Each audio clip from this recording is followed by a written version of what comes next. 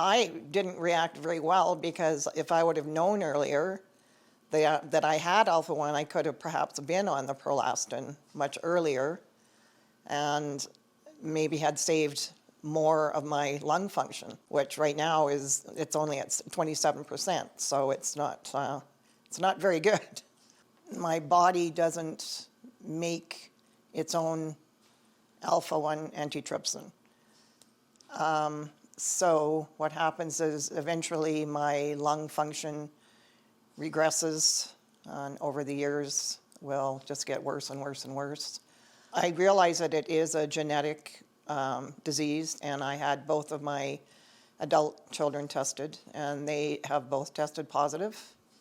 And I also had my brother and sister go, and my sister has also tested positive for the alpha-1 gene. It's helped me emotionally 100% getting this prolactin treatment, just knowing that since I've started it, my lung function has stayed the same. It has not, it hasn't declined.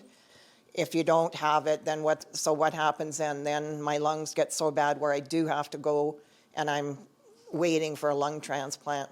It's not that easy to just say, yeah, lung transplant's gonna totally help me, but what's the cost involved in that compared to having early detection and getting on that prolactin, and maybe not even having to worry about getting the lung transplant later because you've caught it early enough that you're keeping your lungs in lung function up. If my treatment were to stop, my biggest fear, of course, is the lung function declining, and eventually to the point where my lungs just won't work anymore.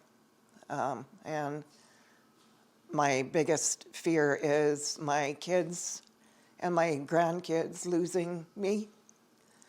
My anxiety has gone through the roof, and I'm dealing with depression basically because I don't know what my next move is. As of April 20th, I don't know what's going to happen to me, so I don't even know what my future looks like right now.